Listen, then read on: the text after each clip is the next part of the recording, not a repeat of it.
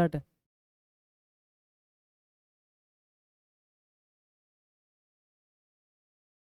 Good evening everyone. तो अपन hope so आप अच्छे से होंगे। तो अपन कल तक टॉपिक कवर किए थे इम्यूनिटी में, I think innate immunity, but फिर भी एक बार मैं रिकॉल कर देता हूँ कल जो हमने पढ़ा। तो अपन चैप्टर कौन सा स्टार्ट किए थे? Human health and disease. Okay, chapter number 8 NCERT 12th। Chapter अपना था human health and disease. Health and disease, जिसमें स्टार्टिंग अपन किए थे हेल्थ का जो अर्ली कॉन्सेप्ट था, जो कि किसके द्वारा दिया गया था। एक रिकॉल वीडियो है, ठीक है, 2 मिनट मैं जब भी क्लास लेक्चर स्टार्ट करता हूँ तो जो लास्ट लेक्चर में अपन ने जो पढ़ाया उसे एक बार रिवाइज करना, ये हमारी रिस्पॉन्सिबिलिटी है और आपकी भी, ठीक है। तो सबसे पहले 2 मिनट में जल्दी से सम अप करते हैं। सबसे पहले हेल्थ का जो है अर्ली कॉन्सेप्ट हमने देखा। हेल्थ के अर्ली कॉन्सेप्ट में हमने देखा कि पहले लोग कैसे सोचते थे हेल्थ के बारे में। तो उसका ये था कि एक ब्लैक वाइल हमारे बॉडी में कुछ फ्लूइड है, ब्लैक वाइल जिसके अंदर होगा वो हॉट पर्सनालिटी होगा। हॉट पर्सनालिटी का मतलब उसके अंदर फीवर होगा। बट ये सब बिल्कुल हाइपोथेसिस था, हाइपोथेटिकल कॉन्सेप्ट था, ठीक है।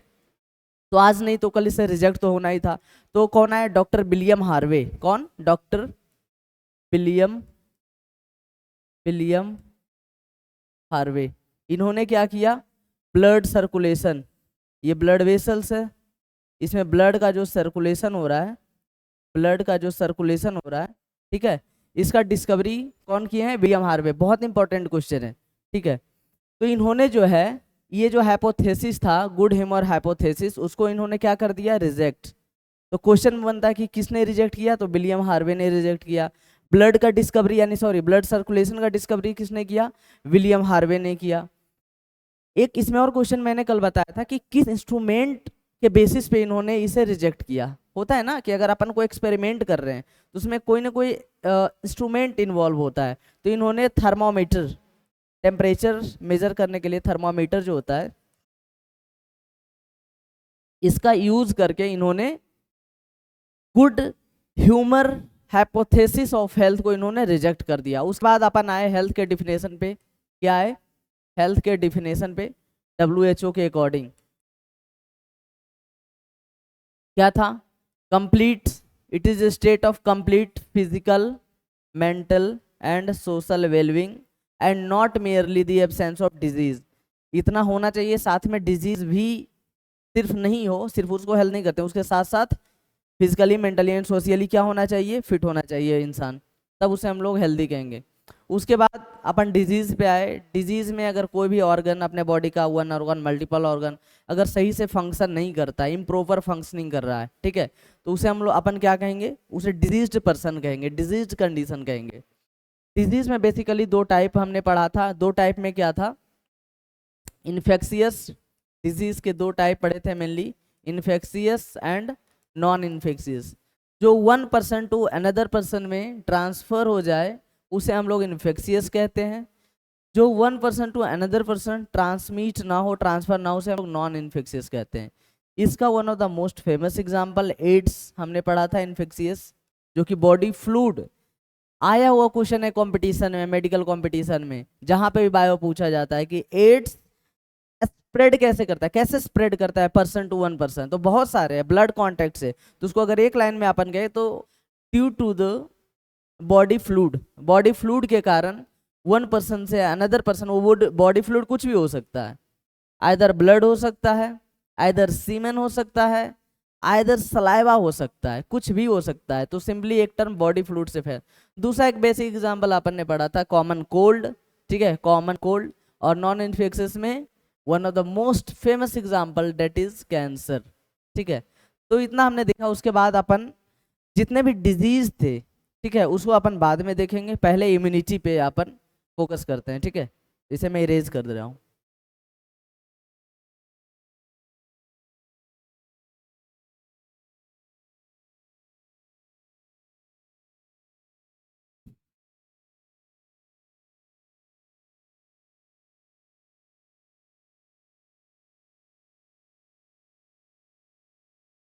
ओके, तो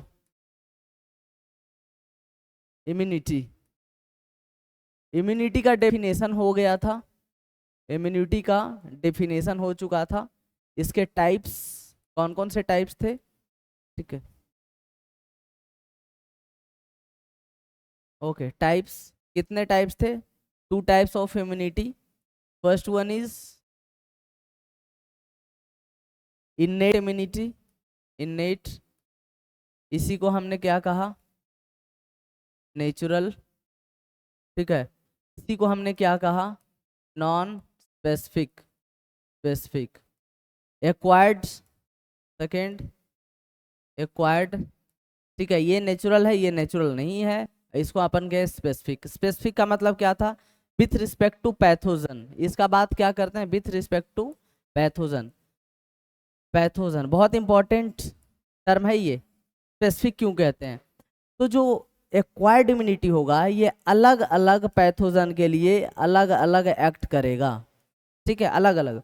लेकिन जो नॉन स्पेसिफिक नेचुरल है सबके लिए सेम, ठीक है, उसका जो मैकेनिज्म ऑफ एक्शन होगा same for all pathogen. Pathogen क्या होता है, disease causing microorganism is known as pathogen. Clear है इतना। अब अपन इन्नेट में आते हैं, ओके।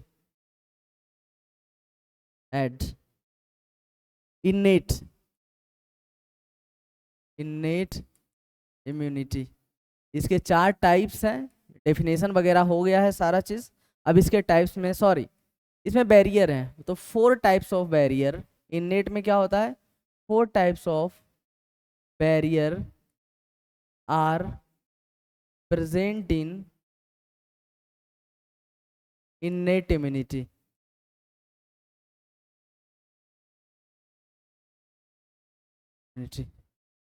फर्स्ट वन इज, चारों का एग्जाम्पल इंपॉर्टेंट है, ठीक है। सबसे पहला फिजिकल बैरियर, फिजिकल बैरियर, इसके एग्जांपल्स देखेंगे। सेकंड वन इज रटा होना चाहिए, ठीक है, रटा होना चाहिए, सीधे नाम बोलेंगे आपको एग्जाम्पल याद होना चाहिए। आई थिंक अगर आप ध्यान से सुनेंगे बिल्कुल इस तरह से शॉर्ट एंड स्वीट, नोट्स के लिए एनसीईआरटी है, एनसीईआरटी आप पढ़िए वही आपका नोट्स है, एनसीईआरटी से शॉर्ट नोट्स कुछ हो ही नहीं सकता है बायोलॉजी के लिए, ठीक है। तो वहाँ पे उसको भी कंसाइज करके सीधे टू द पॉइंट यहाँ पे बताएंगे अपन, ठीक है, ज़्यादा नहीं उलझाएंगे चीज़ों को, सीधे जो टॉपिक है क्या आ सकता है एग्जाम में, क्या आता है एग्जाम पे, तो स्मार्ट वे में स्टडी करेंगे तो ज़्यादा बेटर रहेगा, ठीक है। Physiological, third one is cellular barrier, okay, and last one is cytokine barrier, okay. Physical barrier में जो एग्जाम्पल है क्या क्या है, स्किन, जो भी है, पहला फिजिकल लेयर शरीर का क्या, स्किन है पूरे बॉडी में। और एक मैं क्वेश्चन आपको यहाँ बताना चाहता हूँ कि अगर कोई आपसे पूछे which of the following is the largest organ, इसको आप साइड में बस ध्यान रखने के लिए आप कर सकते हो, वैसे कुछ लोगों को पता होगा, largest organ of our body, बहुत लोग इसमें लार्जर ऑर्गन में लार्जर ग्लैंड का नाम बता देते हैं, यानी कि लीवर, लीवर एक ऑर्गन है, बट इसका आंसर लार्जेस्ट ऑर्गन में क्या पता है क्या जाएगा, स्किन, सरफेस एरिया पूरे शरीर में फैला हुआ रहता है, ठीक है, एग्री करते होंगे आप, ठीक है, स्किन। तो एग्जाम्पल क्या हो जाएगा, फिजिकल बैरियर, कोई भी माइक्रोजन अगर अपने बॉडी में अटैक करता है तो सबसे पहले उसको कहाँ से, अगर एक्सटर्नल सरफेस है तो स्किन से जाना पड़ेगा। अगर मान लो कि वो माउस के थ्रू, ठीक है, इंटेस्टाइन या फिर इंटरनल पार्ट में जाते हैं तो कैसे जाएगा, माउथ में क्या है, म्यूकोजा है, ओके, म्यूकोजा, तो स्किन एंड म्यूकोजा, म्यूकोजा जहां जहां प्रेजेंट होगा, म्यूकोजा कहाँ कहाँ प्रेजेंट हो सकता है ये भी एनसीईआरटी में दिया हुआ है। एपिथेलियल टिश्यू, जो आउटर लेयर होता है वो एपिथेलियल टिश्यू का होता है, तो एपिथेलियल ऑफ यूरोजेनाइटल ट्रैक्ट, गट, जो भी है ना, सब में म्यूकोजा प्रेजेंट होता है, ठीक है। तो क्या करता है, माइक्रो ऑर्गेनिज्म को ट्रैप कर लेता है, क्या करता है, हेल्प करता है, ये ट्रैप दी माइक्रो ऑर्गेनिज्म, ठीक है। या फिर पैथोजन, पैथोजन का मतलब क्या हुआ, डिजीज, कोई भी ऑर्गेनिज्म जो डिजीज काउज करता हो, उसको हम लोग क्या बोलते हैं, पैथोजन कहते हैं। पैथोजन का definition, disease causing microorganism is known as pathogen. ये सब जो छोटी छोटी टर्मिनोलॉजी आती है, इसको अगर मान लो अगर आप खुद से सेल्फ स्टडी करते हो, नहीं समझ में आता है, तुरंत इसको क्लियर करो, ठीक है। डाउट कभी भी स्टोर नहीं करना चाहिए। पैथोजन क्या है? पैथोजन का सिंपल सा definition, disease causing micro organism. बहुत फ्रीक्वेंटली ये टर्म आपको मिलेगा, पैथोजन का डेफिनेशन। जो भी डिजीज कॉज करता है वो कुछ भी हो सकता है। क्या हो सकता है? बैक्टीरिया हो सकता है, कल भी मैंने बताया होगा। वायरस हो सकता है, क्या हो सकता है वो, फंगस हो सकता है, या फिर कोई अदर ऑर्गेनिज्म, माइक्रो ऑर्गेनिज्म हो सकते हैं, ठीक है। उसको हम लोग बोलेंगे पैथोजन। तो आते हैं नेक्स्ट, फिजियोलॉजिकल। फिजियोलॉजिकल नाम से ही है कि फंक्शन से वो इनहिबिट करेगा। अगर माइक्रो ऑर्गेनिज्म आ रहा है, उससे अपना कोई पर्टिकुलर फंक्शन करके माइक्रो ऑर्गेनिज्म को या तो किल कर देगा, या तो उसे स्टॉप कर देगा बॉडी में इंटर करने से, ठीक है। या फिर वहीं पे उसको अगर इंटर कर गया तो उसे किल कर देगा। जैसे अपन अपने स्टमक की बात करते हैं, ठीक है। एसिडिक पीएच ऑफ स्टमक, ठीक है। एक तो ये हो गया। दूसरा क्या हो गया? सलाइवा। कहाँ पे होता है? माउथ में होता है saliva, common sense. And third one is tears. Tears कहाँ पे होगा? आंख में ही होता है टीयर्स, ठीक है। तो टीयर्स,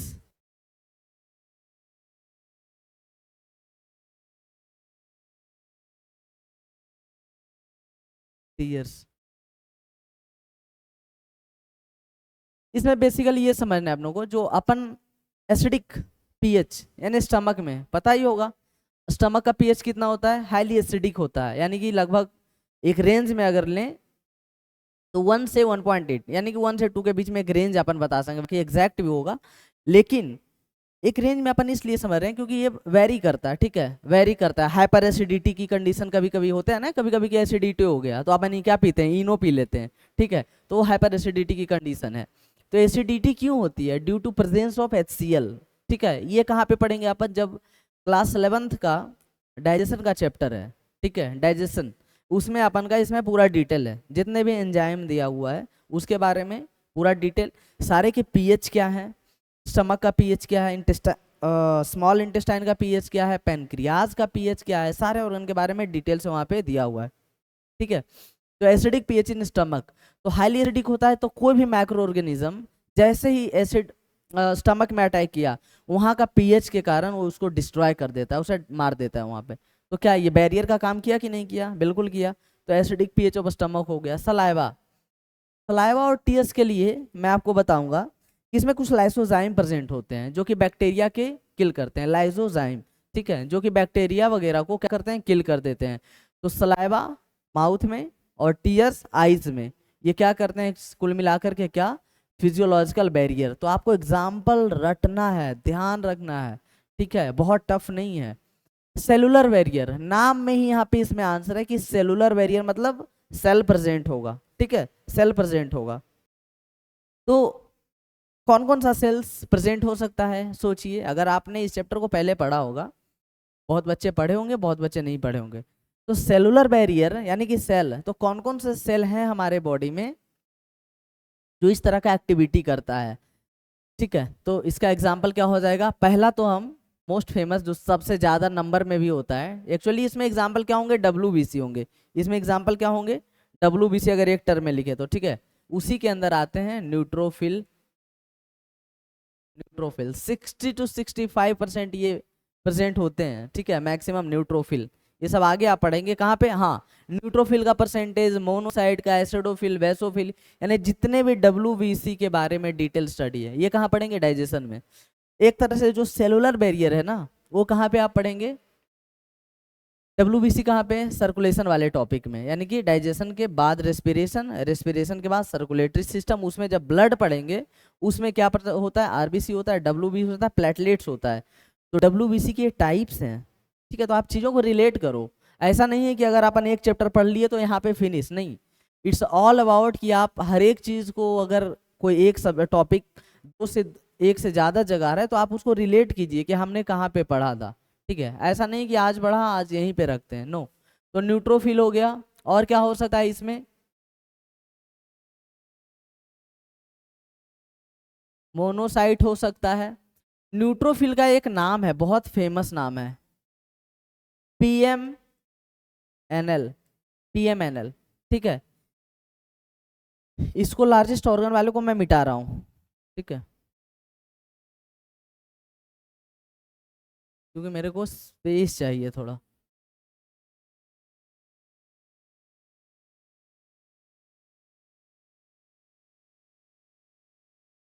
ठीक है, PMNL किसको बोलते हैं? न्यूट्रोफिल को बोलते हैं। पहला नंबर ये ध्यान रखना है आपको, polymorphonuclear L4 leukocyte. WBC का दूसरा नाम ल्यूकोसाइट भी है, कॉमनली पूछा जाता है, ध्यान रखना है। ये सब छोटी छोटी चीजें हैं जो कि आपको अगर सेल्फ रीडिंग करते हैं चीजों का तो उससे भी ये स्ट्रांग होगा, ठीक है। तो क्या मैंने बताया? PMNL। PMNL क्या होता है? पॉली, पॉली का मतलब मल्टीपल, पॉली का मतलब multiple. Morpho means morphology. Morphology क्या होता है? जो एक्सटर्नल अपीयरेंस है उसको हम लोग मॉर्फोलॉजी कहते हैं। अब मॉर्फोलॉजी एक टॉपिक भी है, ठीक है, क्लास 11th में। मॉर्फोलॉजी एनाटॉमी, एनाटॉमी क्या होता है? Internal structure, study of internal structure of anything is known as anatomy. And study of external structure of plant animal, उसे हम लोग क्या बोलते हैं? मॉर्फोलॉजी बोलते हैं, मॉर्फोलॉजी बोलते हैं। तो polymorphonuclear, nuclear means nucleus and leukocyte means WBC, यानी कि न्यूट्रोफिल एक ऐसा WBC है जिसका न्यूक्लियर जो है, जिसका न्यूक्लियस जो है वो अपना शेप बदलते रहता है, ठीक है, अपना मॉर्फोलॉजी चेंज करता है। क्लियर है इतना? ठीक है, ल्यूकोसाइट। और इसमें क्या आ जाएगा? इसमें और एग्जांपल आ जाएगा, NK से लेकर आता है, ठीक है, NK यानी कि नेचुरल किलर सेल। एक चीज मैं स्पेसिफाई कर देना चाहूंगा यहाँ पे कि जो नेचुरल किलर सेल है, नेचुरल किलर सेल ये NCERT में नहीं दिया हुआ है, बट मैं थोड़ा सा बस हाईलाइट कर दे रहा हूँ, ठीक है, ध्यान रख सकते हो तो आप रख लेना इसे। नेचुरल ये सब जो है ना, ये फेगोसाइटोसिस करते हैं, स्कैवेंजिंग सेल इन लोग को बोला जाता है, न्यूट्रोफिल, मोनोसाइट, ये सब। बट जो नेचुरल किलर सेल है ना, ये फेगोसाइटोसिस नहीं करते हैं। नेचुरल किलर सेल जो है फेगोसाइटोसिस नहीं करते हैं। न्यूट्रोफिल, मोनोसाइट, ये सब क्या करते हैं? फेगोसाइटोसिस करते हैं। फेगोसाइटोसिस मतलब सेल को खा जाते हैं, निगल जाते हैं, ठीक है, उसको हम लोग फेगोसाइटोसिस बोलते हैं, ठीक है, सेल ईटिंग उसे बोला जाता है। तो ये ध्यान रखने वाली बात है, ठीक है। अब आते हैं last one is cytokine barrier. तो साइटोकाइन बैरियर में आपको इतना ध्यान रखना है कि कुछ वायरस इन्फेक्टेड सेल होते हैं, ठीक है। इसमें क्या होता है? कुछ वायरस यानी कुछ ऐसा सेल जो वायरस से इन्फेक्टेड है, वो क्या करते हैं? सिक्रीट, वो सिक्रीट करते हैं इंटरफेरॉन। इंटरफेरॉन एक केमिकल है, इंटरफेरॉन, क्या? इंटरफेरॉन। अब जो ये इंटरफेरॉन है ना, और ये क्या करता है? विच प्रिवेंट, ये एज इट इज लाइन आएगा, NCERT की लाइन है, which prevent infection of neighbouring cell, neighbouring cell, यानी जो अगल बगल सेल है उसको क्या करता है? ये बचाता है। तो इसके बारे में ये जरूर आप ध्यान रखना, क्या सिक्रीट करता है? इंटरफेरॉन। और इंटरफेरॉन सिक्रीट करने के बाद which prevent infection of neighbouring cell, जो उसके आसपास के सेल हैं उसे प्रिवेंट करता है, ठीक है। जैसे देखो ये क्या है? सपोज ये वायरस इन्फेक्टेड सेल है, virus infected, virus infected cell, समझ में आ रहा है ना? ये वायरस इन्फेक्टेड सेल है, ये क्या सिक्रीट किया? ये इंटरफेरॉन सिक्रीट किया। ये क्या है? ये केमिकल मैं ऐसे ही डिजाइन कर दे रहा हूँ, इंटरफेरॉन। अब ये इंटरफेरॉन क्या है? ये सब जो है अगल बगल वाले सही सेल हैं, मतलब जो सेल डैमेज नहीं है, तो ये सब ये वायरस इन्फेक्टेड सेल से बच जाएगा। कैसे बच जाएगा? इंटरफेन इसे बचा लेगा, ये सिक्रीशन के द्वारा। तो ये सिंपल सी एक डायग्रामेटिक व्यू हुई न्यूट्रोफिल मोनोसाइट, ठीक है, फिजियोलॉजिकल मेसेडिक इन स्टमक और टीयर्स। मैं श्योरिटी आपको दे सकता हूँ, ये जो टॉपिक है, एक क्वेश्चन अगर सब सही रहा, पैटर्न जैसे फॉलो होता है, तो एक क्वेश्चन इससे आ सकता है। ये नहीं कह रहा हूँ कि आएगा ही, बट ये बहुत हॉट टॉपिक है। हॉट टॉपिक का मतलब ट्रेंडिंग टॉपिक है।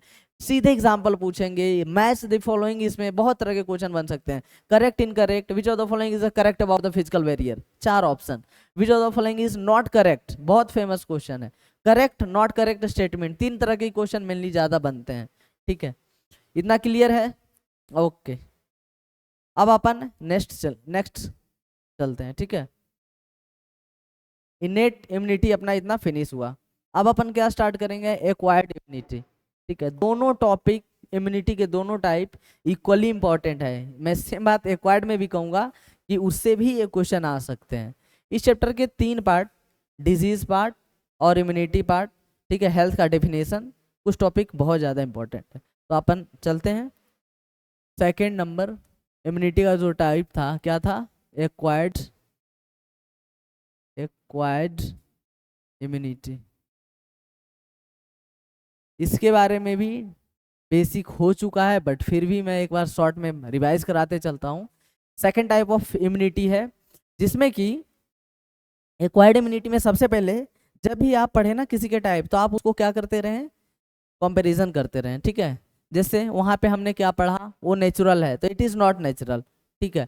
तो एक्वायर्ड इम्यूनिटी क्या होगा, वहाँ पे क्या था, नॉन स्पेसिफिक, ये क्या होता है, स्पेसिफिक।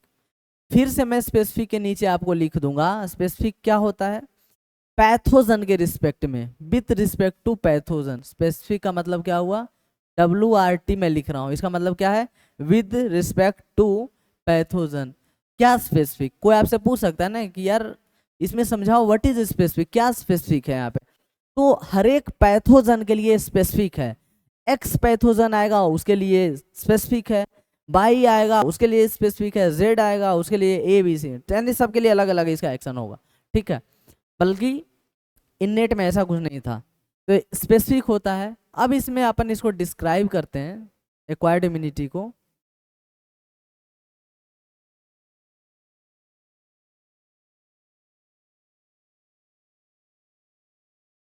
ठीक है, जैसा कि हमने वहां पे पढ़ा था 4 तरह के बैरियर होते हैं, बट इसमें ये ध्यान रखना है कि जो एक्वायर्ड इम्यूनिटी है ना, तो एक्वायर्ड इम्यूनिटी में एक टर्म आएगा आपको, मैं इस टर्म को पहले यहाँ पे लिख देता हूँ, बहुत इंपॉर्टेंट है। अगला 3 टॉपिक, मेमोरी। आगे के जो 3 टॉपिक हैं, यानी कि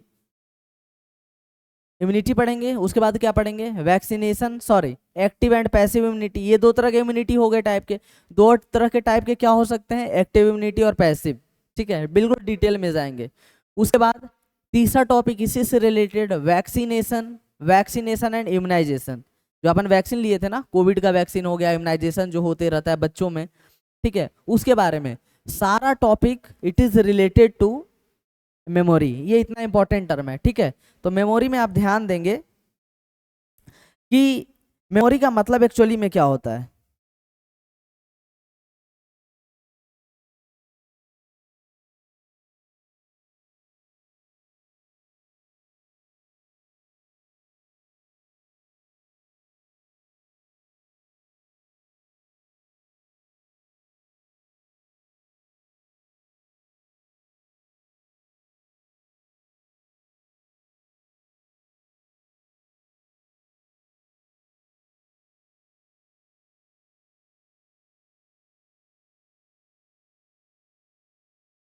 ठीक है, तो पहला पॉइंट इसमें लिखेंगे, acquired immunity, acquired immunities characterised, NCERT की लाइन है, कैरेक्टराइज्ड बाय मेमोरी। यानी कि कैरेक्टराइजेशन का मतलब ये होता है कि उसकी पहचान है, ठीक है। एक्वायर्ड इम्यूनिटी का एग्जिस्ट्स मेमोरी के कारण ही होता है। मतलब क्या है, इसको समझाते हैं अपन। मेमोरी का क्या मतलब होता है, सिंपली कि अगर हम किसी चीज को देखें उसके बारे में हमारे पास कहीं ना कहीं अपने ब्रेन में कहीं ना कहीं उसका एक ब्लूप्रिंट होता है कि हाँ मैंने ऐसा कभी देखा था। सिमिलरली अब जो पैथोजन है ना, स्पेसिफिक पैथोजन, एनसीईआरटी की ये भी लाइन है, इसको यहाँ पे अब और अच्छे से समझ में आएगा। मान लीजिए वो एक पैथोजन है, ठीक है, मॉन्स्टर टाइप बना देते हैं, ठीक है, ठीक है, ये एक पैथोजन है। क्या है ये? एक पैथोजन।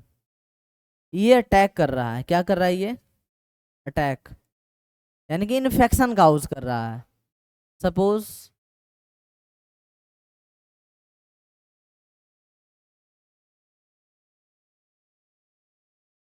ठीक है, ये क्या है? पैथोजन हो गया। ये क्या है? होस्ट है, होस्ट बॉडी है, ठीक। अब ये पैथोजन इसे जब पहली बार अटैक किया, यानी कि फर्स्ट अटैक, यानी कि first time, first time exposure to pathogen, pathogen यानी कि अगर किसी से, मान लीजिए अपन हम फर्स्ट टाइम किसी से मिलते हैं, अपन जैसे आज आपसे अगर फर्स्ट टाइम मिल रहे हैं तो इसको फर्स्ट को क्या बोलेंगे? प्राइमरी बोलेंगे। तो आपने मेरे से हाय हेलो किया, मैं भी आपको रिस्पॉन्स किया, तो जब फर्स्ट टाइम अपन रिस्पॉन्स करते हैं तो उसको क्या बोलते हैं? Primary response. क्या बोलते हैं? प्राइमरी रिस्पॉन्स, ठीक है, प्राइमरी रिस्पॉन्स। ये कैस किसका रिस्पॉन्स हुआ? इस होस्ट बॉडी का उस पैथोजन पे फर्स्ट टाइम जब उसने अटैक किया तो जो इसने रिस्पॉन्स किया उसको बोलेंगे प्राइमरी रिस्पॉन्स। अगर second time, second time exposure होता है टू, यहाँ पे एक चीज ध्यान रखना, एक point, with same pathogen, primary और सेकेंडरी तभी पॉसिबल है जब आप पैथोजन को सेम रखेंगे। ऐसा बिल्कुल भी नहीं समझना है कि हम पैथोजन ए से फर्स्ट टाइम अटैक किया मेरे को, सपोज कोविड का वायरस, उसका वेरिएंट एक्स, ठीक है, डेल्टा, उसका डेल्टा वेरिएंट ले लेते हैं, उसने अगर मेरे को अटैक किया आज, I will be affected by Covid, मैं हो जाऊंगा कोविड से अफेक्टेड। बट अगर मान लो कल को मेरे को टाइफाइड का बैक्टीरिया आकर के अटैक कर रहा है तो वो सेकेंडरी रिस्पॉन्स नहीं होगा। अगर वो सेम पैथोजन हमारे को आकर के अटैक कर रही है तभी हम उसे सेकेंडरी और प्राइमरी बोलेंगे। यानी क्या रहेगा? Pathogen with same pathogen, same pathogen के रिस्पेक्ट में बात होगी, तब उसको हम लोग क्या बोलेंगे? सेकेंडरी,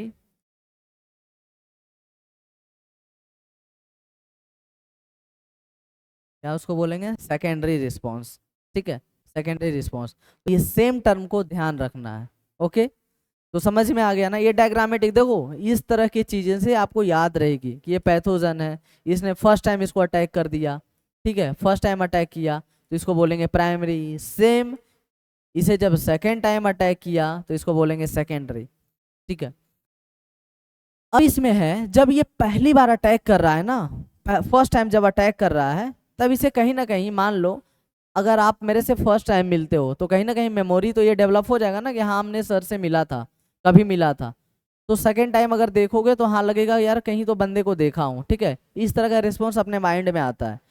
यहाँ पे भी सेम रूल फॉलो होता है कि अगर फर्स्ट टाइम एक्सपोजर हो गया तो क्या होगा? अपने बॉडी में, अपने माइंड में मेमोरी डेवलप हो जाएगा। उसी मेमोरी की बात यहाँ पे हो रही है कि जो एक्वायर्ड इम्यूनिटी है वो किस पे बेस है? मेमोरी पे। तो आई होप सो, मैं आशा करता हूँ कि आपको बिल्कुल क्रिस्टल क्लियर हो गया होगा कि मेमोरी कैरेक्टराइज्ड बाय मेमोरी कैसे हुआ, ठीक है। अब इसमें एक चीज मैं यहीं पे ऐड कर देता हूँ इसी में, कि जो प्राइमरी रिस्पॉन्स है, ठीक है, जो प्राइमरी रिस्पॉन्स है, ठीक है, कौन सा रिस्पॉन्स? प्राइमरी रिस्पॉन्स, वो क्या होता है?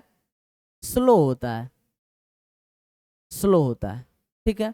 ये बताओ, फर्स्ट टाइम अगर किसी को देखते हैं तो ऐसा नहीं लगता है कि अपन पहचान रहे, बट उसी बंदे को सेकेंड टाइम देखते हैं तो थोड़ा फास्ट रिएक्शन होता है, पहले पहचान लेते हैं, जल्दी से पहचान लेते हैं। तो प्राइमरी रिस्पॉन्स क्या होता है? स्लो, रट लेना, बहुत इंपॉर्टेंट है, पूछा जाता है डायरेक्ट। और सेकेंडरी रिस्पॉन्स क्या होता है? Very fast. एनसीईआरटी में एक टर्म आपको मिलेगा, वेरी फास्ट क्विक रिस्पॉन्स होता है, क्विक। इसके लिए एक टर्म एनसीईआरटी में दी गई है, ठीक है।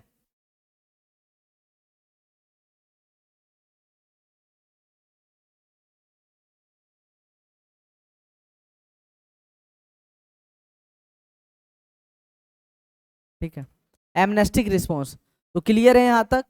एमनेस्टिक प्राइमरी और सेकेंडरी सारा क्लियर है ना? आई थिंक ठीक है। एनएमनेस्टिक, ठीक है, हाईली इंटेंसिफाइड होता है।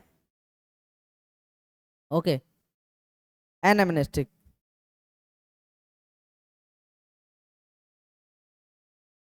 एन एमनेस्टिक, एनएमनेस्टिक, ठीक है। बहुत फास्ट होता है, वेरी क्विक होता है, हाईली हाई इंटेंसिटी। इसका मतलब यही हो गया, एनसीईआरटी की लाइन मैं बता रहा हूँ, हाईली इंटेंसिफाइड। क्योंकि एग्जाम में जो है ना, एनसीईआरटी का टर्म बहुत ज़्यादा यूज होने, सारे कंपटीशन की मैं बात कर रहा हूँ, ऐसा नहीं कि सिर्फ इसी की बात कर रहा हूँ, सारे कंपटीशन की मैं बात कर रहा हूँ। ओके, यहाँ तक ठीक है। ओके, अब इसमें आगे जो अपन पढ़ने वाले हैं, अपना प्राइमरी और सेकेंडरी रिस्पॉन्स हो गया। अब इसमें जो है ना, कि जो एक्वायर्ड इम्यूनिटी है, जो प्राइमरी और सेकेंडरी रिस्पॉन्स जनरेट हो रहा है, वो किसके द्वारा ऐसा क्या बॉडी में चेंजेस हो रहे हैं, ऐसा कौन है, कौन सा फैक्टर है जिसके कारण ये सब चीजें हो रही है, ठीक है। तो अपन नेक्स्ट पे चलते हैं।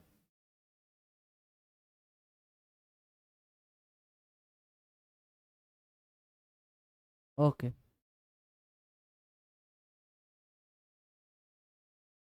ठीक है। तो अपने बॉडी में मैं एक बेसिकली आपको रफ आइडिया दे दे रहा हूँ। जो हमारे बॉडी में प्राइमरी और सेकेंडरी रिस्पॉन्स होते हैं, उसके लिए कौन सा रिस्पॉन्सिबल होता है। अब आगे कॉन्सेप्ट एंटीजन एंटीबॉडी का आएगा, ठीक है।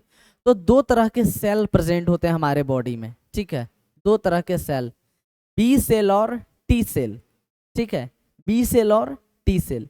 अब टी सेल में टी क्या होता है, बी सेल में बी क्या होता है, एनसीईआरटी में बिल्कुल भी नहीं दिया हुआ है, बट फिर भी टी मीन्स यहाँ पे थाइमस होता है, बी मीन्स वर्सा फेब्रेसिस होता है। ध्यान रखना चाहो रख सकते हो, उतना ज्यादा इंपॉर्टेंट नहीं है। तो the primary and secondary response are carried out with the help of two special type of lymphocyte present in our blood, ठीक है। तो प्राइमरी और सेकेंडरी रिस्पॉन्स जो है ना, जो प्राइमरी एंड सेकेंडरी रिस्पॉन्स है, वो किससे होता है, कंट्रोल्ड बाय।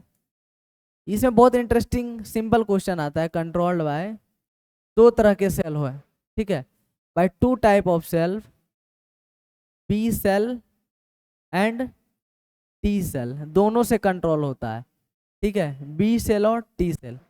ओके, लास्ट में मैं एक बार हाईलाइट करा दूंगा चीजों को, अभी एक बार ध्यान से समझो। बी सेल और टी सेल, क्वेश्चन इसमें बन सकता है कि primary secondary control by option number 1 B cell, option number 2 T cell, option number 3 both of these, option number 4 none of these.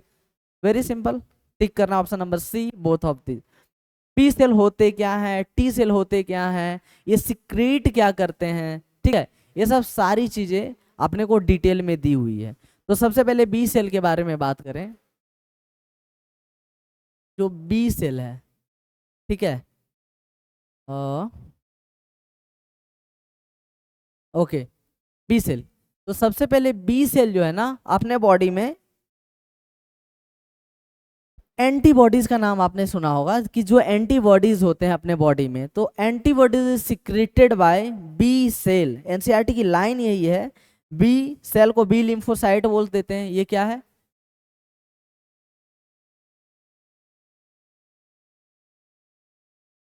We cell या फिर वी एन टी लिम्फोसाइट भी इसको बोल सकते हैं, ठीक है। उसमें से वी लिम्फोसाइट जो होता है प्रोड्यूस आर्मी ऑफ प्रोटीन, ठीक है। जो वी सेल है या वी लिम्फोसाइट है, ये क्या करता है, क्या प्रोड्यूस करता है, ये प्रोड्यूस करता है, सिंपली अगर बोले, produce army of protein. Army of protein, army of protein किसके लिए बोला है यहाँ पे, एंटीबॉडीज के लिए बोला है। यानी सिंपल एक लाइन में क्या इसका आंसर होगा, कि B cell produce antibodies. B cell क्या प्रोड्यूस करती है? एंटीबॉडीज एंटीबॉडीज प्रोड्यूस करती है। अब इसमें देखो एंटीबॉडीज के टाइप मैं ऐसे ही बता दे रहा हूँ। एंटीजन एंटीबॉडी इस चैप्टर का नहीं है। एंटीबॉडीज में सबसे पहले एंटीबॉडी का दूसरा नाम है यहाँ पे बता दे, immunoglobulin. Antibodies is also known as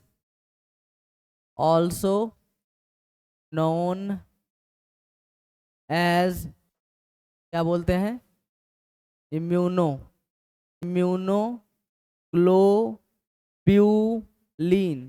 IG Ig Ig immunoglobulin. कितने तरह के एंटीबॉडीज होते हैं? अपना जो पढ़ना है उसमें 5 तरह के होते हैं, 5 टाइप्स। मैं ये थोड़ा सा एनसीईआरटी में कहीं होगा बट यहाँ पे नहीं है, बट एक बार इसको देख लो, इम्पॉर्टेंट ही है। आईजी मेरे को एग्जैक्ट ध्यान नहीं आ रहा है, आई थिंक इस चैप्टर में तो नहीं है आईजी। इसमें सिर्फ नाम दिया हुआ, एक्चुअली एनसीईआरटी में पूरा एक्सप्लेनेशन तो कहीं दिया ही नहीं है, ठीक है। और एनसीईआरटी में 4 ही होगा, 5 नहीं होगा, बट एक्चुअल में इसके 5 टाइप्स होते हैं।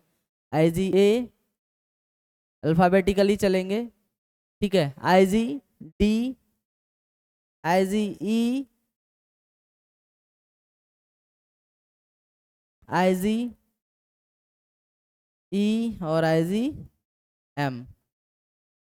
एटलीस्ट आपको नाम पता होना चाहिए, ठीक है। आईजी ए, आईजी डी, आईजी ई, आईजी जी, आईजी एम।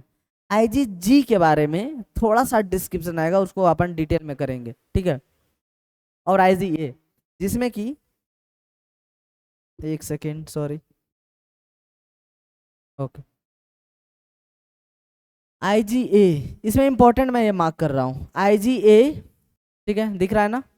आईजी ए और आईजी एम ये दोनों इंपॉर्टेंट है, ये दोनों इंपॉर्टेंट है क्योंकि दोनों का डिस्क्रिप्शन एनसीईआरटी में दिया हुआ है। तो 5 तरह के इम्यूनोग्लोबिन हो गए। अब एक स्ट्रक्चर इसमें आपको पढ़ना पड़ेगा क्योंकि इसका कभी कभी डायग्राम आ जाता है सीधे, ठीक है। स्ट्रक्चर ऑफ एंटीबॉडीज, ठीक है। स्ट्रक्चर ऑफ बहुत सिंपल है, स्ट्रक्चर ऑफ एंटीबॉडी। कोई एक एंटीबॉडी लें, इसके बारे में 3-4 पॉइंट पढ़ लेंगे उसके बाद। तो स्ट्रक्चर ऑफ एंटीबॉडीज, इसका जो स्ट्रक्चर है H2 और L2। H मीन्स क्या हुआ, यहाँ पे लिख देता हूँ, heavy. H means heavy, 2 heavy chain होते हैं। L का मतलब क्या हुआ, L से हैवी का अपोजिट क्या होगा, लाइट। 2 heavy 2 light. 2 का मतलब 2 चेन होते हैं, ठीक है। तो 4 पॉलीपेप्टाइड चेन पूरा होता है। तो पहला क्वेश्चन कितने हुए, 4 पॉलीपेप्टाइड, 2 हैवी 2 लाइट। क्लियर है ना? अब इसका एक रफ डायग्राम अपन कुछ इस तरह से,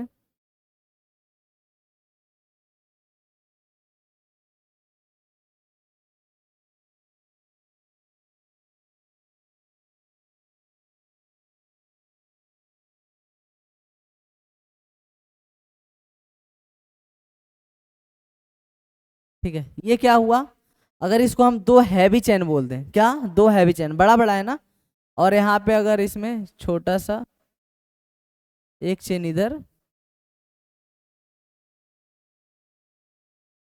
दूसरा चेन इधर, ये क्या हुआ, ये हैवी चेन, हैवी चेन, एक हैवी चेन 2, और ये इसको क्या बोलेंगे, लाइट चेन। ये कौन सा हुआ, ये लाइट चेन। तो समझ में आया इसका फॉर्मूला, क्यों इसको H2L2 बोलते हैं, because 2 heavy chain, 2 heavy chain है और 2 लाइट चेन है। इसके बीच में कुछ डाइसल्फाइड बॉन्ड है। बहुत इंपॉर्टेंट क्वेश्चन, आया हुआ क्वेश्चन है, ठीक है। इसको मैं मार्क कर देता हूँ ग्रीन कलर से। Disulphide, disulphide, di means 2, sulphide means sulphur, disulphide bond यहाँ पे प्रेजेंट होता है, ठीक है। डाइसल्फाइड बॉन्ड इज प्रेजेंट, कहाँ पे प्रेजेंट होता है, चेन, दोनों चेन के बीच में, ठीक है। डाइसल्फाइड बॉन्ड बहुत इंपॉर्टेंट है, ठीक है। आया हुआ क्वेश्चन है प्रीवियस ईयर में, ठीक है। अब देखो ये एंटीबॉडी है, तो एंटीबॉडी का जो कॉम्बिनेशन है वो क्या होगा, इसमें एंटीजन आकर के चिपकेंगे, तो एंटीबॉडी एंटीजन रिएक्शन फिर होता है, ठीक है। एंटीबॉडीज एंटीजन रिएक्शन, जैसे मान लो कि एंटीजन क्या होता है कि कोई भी माइक्रो ऑर्गेनिज्म बाहर से आया, अगर वो सेल के लिए बेनिफिशियल नहीं है तो एंटीबॉडी तुरंत से वहां पे प्रोड्यूस होना स्टार्ट होगा और उससे एंटीजन को वहीं पे क्या करेगा, मार डालेगा। तो एंटीजन एंटीबॉडी रिएक्शन यहाँ पे होता है, तो समझ में आ गया ना। तो दोनों के बीच में एंटीजन बाइंडिंग साइट, एंटीजन कहाँ पे बाइंड करेगा, ये 30 की तरह मैं बना दे रहा हूँ, ठीक है। ये क्या है, ये क्या है, ये क्या है, antigen antigen binding, antigen binding site, antigen binding site है। क्लियर है यहाँ तक, एंटीजन बाइंडिंग साइट, ओके। और आई थिंक इतना कुछ नहीं है, बस इतना आप ध्यान रखो। लाइट चेन होता है, हैवी चेन होता है, डिफरेंट टाइप ऑफ एंटीजन जो अपन डिस्कस कर चुके हैं यहाँ पे, ठीक है। अब जो है antibodies are found in the blood, this response is called humour. एक टर्म आएगा ह्यूमरल इम्यून सिस्टम। ह्यूमर जहां भी आए, यहाँ पे जो भी ह्यूमर आ रहा है, ठीक है, वो किसके लिए आ रहा है, रिलेटेड टू ब्लड के लिए आ रहा है, ठीक है। ये कहाँ पे प्रोड्यूस हो रहा है सारा, ये एंटीबॉडीज कहाँ पे प्रेजेंट होते हैं, ब्लड में, ठीक है। एंटीबॉडीज मैं बता दूं बहुत को नहीं पता होता है, एंटीबॉडीज कहाँ पे होते हैं, इन ब्लड, ठीक है, इन ब्लड, ब्लड के अंदर प्रेजेंट होता है, इसलिए इसको ह्यूमरल इम्यून सिस्टम भी कहते हैं। यहाँ तक क्लियर है, ओके। अब अपन सीएमआई पे आएंगे, नेक्स्ट टॉपिक पे। टोटल ये बी लिम्फोसाइट के बारे में था, ओके।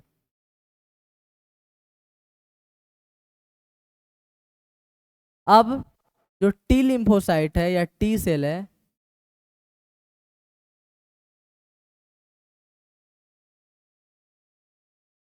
जो टी लिम्फोसाइट है, जैसे बी लिम्फोसाइट क्या कर रहा था sorry, T lymphocyte, B lymphocyte produce कर रहा था एंटीबॉडीज को, बट जो टी लिम्फोसाइट है वो एंटीबॉडीज को प्रोड्यूस नहीं करेगा, वो क्या करेगा, हेल्प करता है। तो इसमें लिखेंगे T cell do not produce, यही लाइन एग्जाम में आता है ऐसे करके, antibodies produced by B cell T cell, no, produce तो होगा बी सेल से, ये इसको हेल्प करेगा। T cell do not produce antibody but help, किसको हेल्प करेगा, help B cell to produce it, it का मतलब एंटीबॉडी, टू प्रोड्यूस इट, ये हेल्प करता है, ये हेल्प करता है, ये प्रोड्यूस नहीं करता है, नॉट प्रोड्यूस, ठीक है। पहला पॉइंट ध्यान रहेगा आपको, ठीक है। अब जो सीएमआई है, जो T lymphocyte mediate CMI, CMI का मतलब है सेल मीडिएटेड इम्यूनिटी, ठीक है, ठीक है, सेल मीडिएटेड इम्यूनिटी भी इसको हम बोल देंगे। तो सिंपल सा क्वेश्चन आएगा, सेल मीडिएटेड इम्यूनिटी किससे कंट्रोल होगा, टी सेल से। ह्यूमरल, दूसरा इसमें हमने क्या बोला था, ह्यूमरल इम्यून रिस्पॉन्स, ये किससे होगा, बी सेल से होगा। तो दोनों ऑब्जेक्टिव में क्वेश्चन में बन सकते हैं, दोनों को आप ध्यान रखेंगे, ठीक है। तो टी लिम्फोसाइट में समझ में आ गया कि सीएमआई के बारे में यहाँ पे पढ़ते हैं। अब यहाँ पे एक कॉन्सेप्ट आएगा ऑर्गन रिजेक्शन का, ठीक है, सीएमआई इज कंट्रोल बाय। अब एक कॉन्सेप्ट आता है, बिल्कुल जनरल कॉन्सेप्ट है कि CMI cell mediated immunity is responsible, आप एनसीईआरटी पढ़ लेना इसके लिए, सारा एक्सप्लेनेशन मैं यहाँ पे दे रहा हूँ आपको। इज रिस्पॉन्सिबल फॉर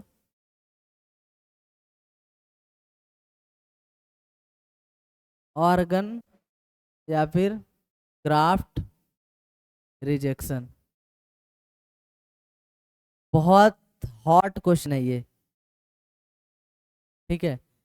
ऑप्शन में आपको दे देगा, देखो एग्जामिनर चाहता है आपसे गलती कराना, और सबसे ज्यादा गलती both of this, none of this, all of this, आजकल का जो ट्रेंड है, ठीक है।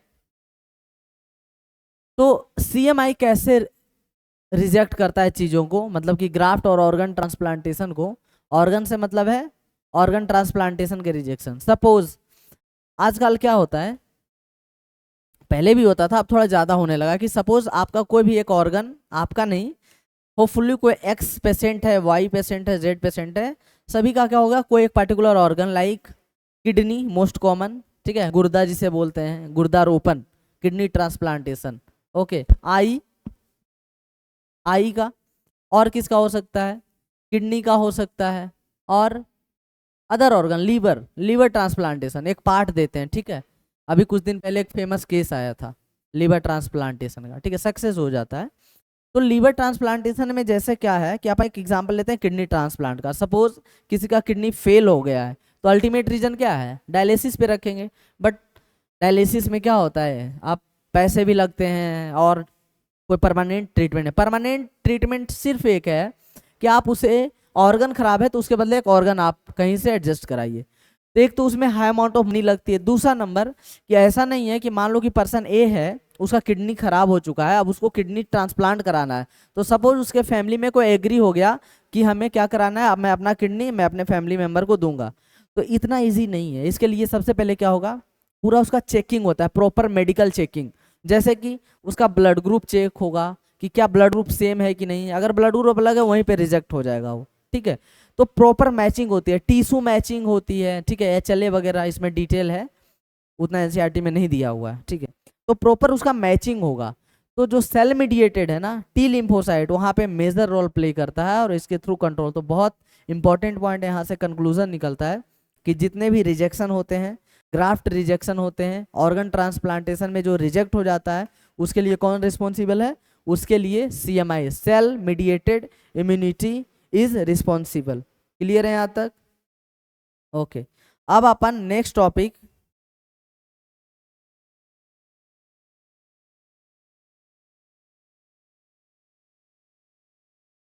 ठीक है, यहाँ तक क्लियर है, तो आई थिंक इस लेक्चर के लिए इतना एनफ है। नेक्स्ट में अपन स्टार्ट करेंगे इम्यूनिटी का, अदर दो टाइप है, एक्टिव और पैसिव इम्यूनिटी, ओके।